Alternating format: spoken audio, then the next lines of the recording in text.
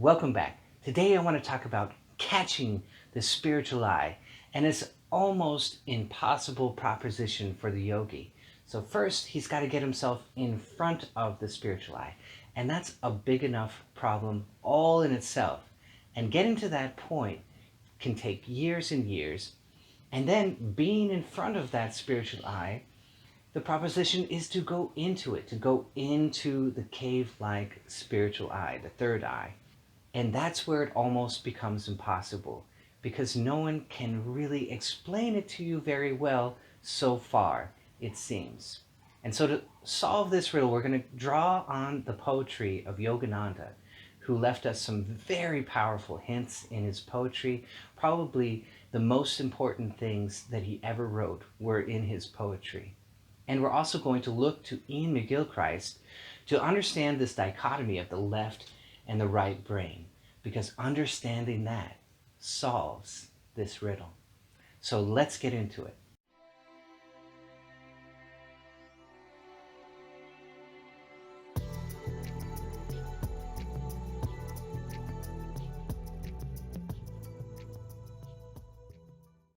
So this video also includes my own story of how I almost lost my mind trying to enter into the spiritual eye.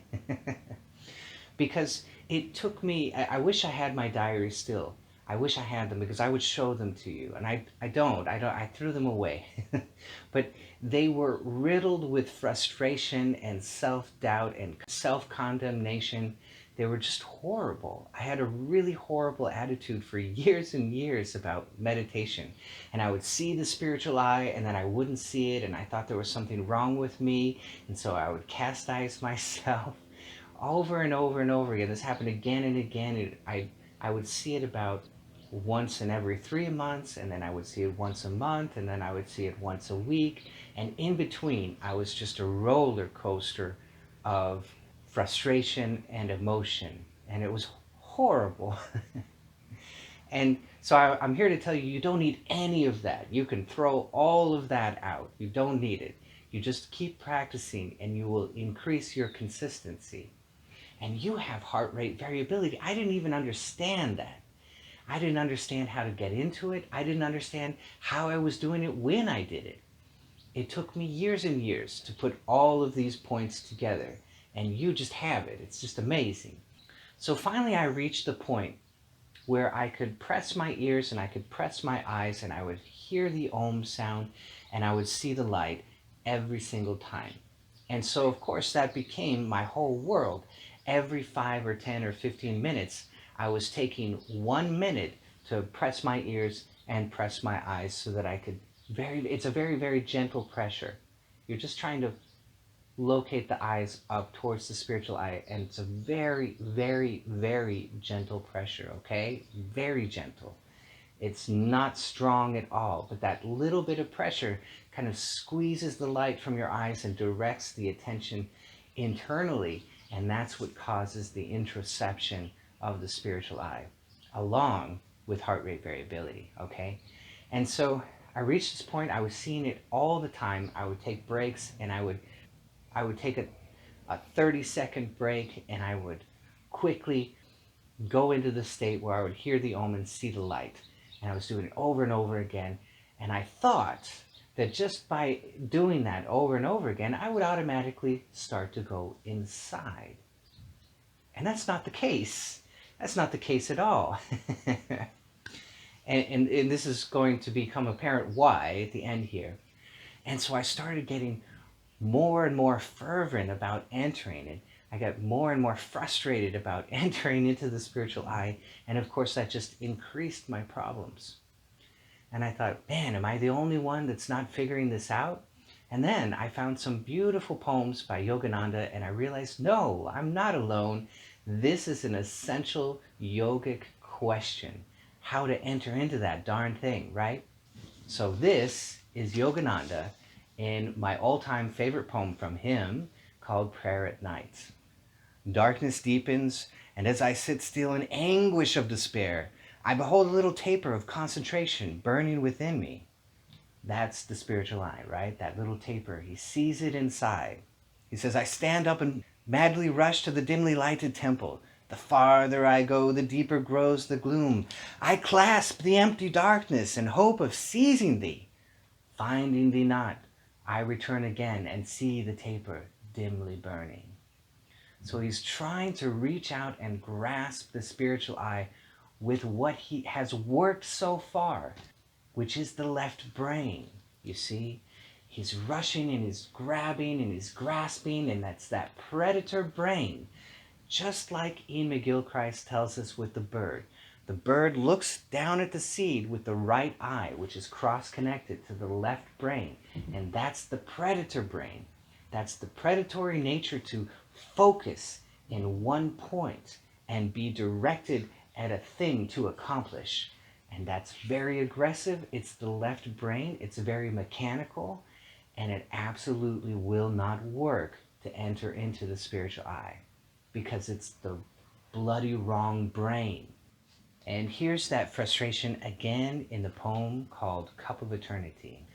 The traveler of the endless track, all weary, thirsty, sore doth seek to quench the quenchless mortal thirst, the wordless worry of his heart. He spies a cup, a little orb, and tries to drink with joyful sob, then stands aback, the cup sets down. On contents scant his heart doth frown. Yet up he lifts the cup again, but fears the baneful thirst to flame. Then hark! A voice of counsel deep forbids him this to soil with lip. The cup so small to mundane eye, whose depth the wise alone can spy, dries up, alas, if mortals drink. Perennial fount, the soulful think. So now we have a very clear dichotomy, don't we? It's very clear. We have the mortal who looks at the cup and says it's not delivering on its promises. I thought this was it. I spied the cup. I saw it. He tries to drink the spiritual eye. He can't drink it because only the wise know how. How can that be? How can that be? You've gone so deep internally in meditation that you see the cup. It's there. It's in front of you. And yet you're not able to drink it. How can this be? And this literally drove me nuts. I actually prayed for 3 years straight, the same prayer, to enter into the spiritual eye. It was driving me bonkers. And I just wish I had this clue that I was showing up to the game with the wrong brain. So we can propel ourselves forward. We're very active in meditation. It's a very proactive, self-sufficient process. And yet the left mind can only carry us so far in our yogic program. And finally, we are in front of the spiritual eye, and it requires the right brain. But how do I go into the right brain when I'm not in the right brain, right? That's what's such a conundrum. And the only answer is that you have to induce the right brain. So you have to adopt an attitude of surrender, of letting go, of expansion. And that's the key. The right brain, the primary driver of the right brain is expansive spaciousness. And that's the correct attitude. So when you come in front of that spiritual eye, you have to dilate. And that's why I say, learn to dilate your eyes outside of meditation. So when you come in front of it, you can dilate your eyes. Because that will help you more than anything to really induce that right hippocampus of the brain. And that's the essential problem.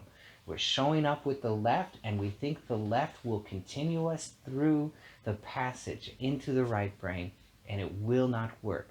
You actually have to let go of that side of the brain.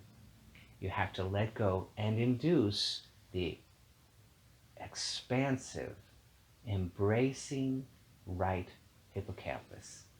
And that's the secret of entering into the cave of the spiritual eye, so that you can be like the wise on the right, the land of meaning. It's the right hippocampus is the land of meaning.